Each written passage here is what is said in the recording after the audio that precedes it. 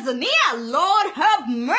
You know, while we are slacking in Nigeria and so many other countries, the man is doing wonders. Have you heard about the new president of Tanzania? They call him the bulldozer, and rightfully so, because the man is bulldozing corruption, laziness, and overspending among government officials. Ladies and gentlemen, meet the man that gladdens my spirit. I hope that all African presidents are watching. Well, they're probably not watching, but anyway, I hope they can learn a few lessons from the man, Dr. John Magufuli. He's a farmer's son whose first real job was a school teacher, and then he educated himself as an industrial chemist and eventually became Tanzania's Minister of Public Works before winning the election in November of last year. Yeah, just last year. You would not believe all that the man has done. The first thing he did was to suspend the Independence Day celebration. He said, what are we celebrating when people are dying of cholera? I was like, whoa, how many people have died of cholera in Tanzania?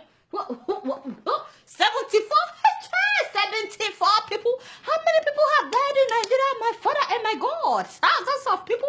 Boko Haram has killed thousands of people in Nigeria, and we did not suspend any party or ceremony. Even our new president was in Ogun State, you know, celebrating in Ogun State after the incident that happened in Dalori.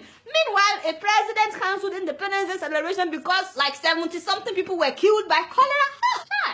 So they were supposed to spend 4 billion Tanzanian shillings on that ceremony. But Magufuli said, no. So you see, that money should be used for the expansion of a 4.3-kilometer section of the road from Morocco to Mwenge in order to ease traffic congestion. Tell them that is what I'm talking about. Now for the Independence Day ceremony, the man commanded that people should get out of their houses and go and clean their streets and all the corners in order to stop the spreading of cholera. He didn't stop there. Himself came out, Mr. President himself. He got on the streets, cleaning up the streets. My eyes got big when I saw that video. When we nominated Dr. Magufuli to be our candidate, we knew the style, the type of leadership that he represents. We needed, his style and his way of doing things. We expected him to do exactly what he's doing. When some Nigerian officials, even those that are not even president, they are not president, when they will be feeling pompous, because of what he did, his own officials also got on the street, cleaning up the street. Imagine what will happen the day we see Oga Saraki with a broom, or Oga Dino Melaye, or Senator Bruce. That man's very loud on Twitter. Anyway, the man banned all foreign travels by public officials, public servants, except when it is essential travel, and they must get permission from him or from the chief secretary. In fact, on the 21st of November of last year, a group of 50 officials were going on a tour of Commonwealth countries. The president cut down the list from 50 people to 4 people, and he saved the government 600 million Tanzanian shillings. Recently, during the Commonwealth conference that President Uhuru Kenyatta attended alongside other senior government officials, his Tanzanian counterpart slashed the size of delegation to the conference from 55 to just 4, thereby saving millions of shillings. Money they would have spent on tickets, accommodation, and per diem, no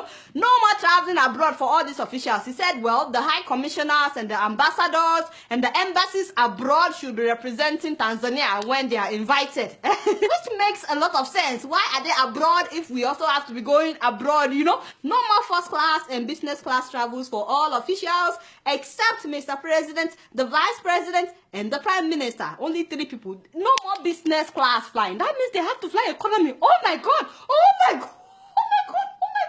Some of them will collapse.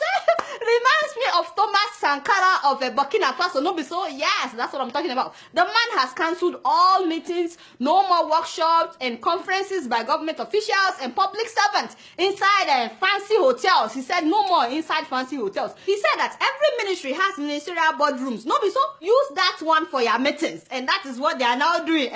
Soon after coming into office, Mr. President went to Muhimbili Hospital unannounced. He just walked there and he walked through all the terrible parts of the hospital that they would normally hide from officials. All the dirty places, all the places where people were sleeping on the floor, where equipment were not working. After seeing many equipment not working and some patients on the floor, the man fired the director of the hospital. He fired all the hospital board members, and he ordered that all the machines that were not working must be repaired within 2 weeks. If not, he would fire the new director as well. Apparently, all the doctors knew that the machines were not working, but instead of repairing them or asking the director to repair them, they were referring patients to their own private hospitals.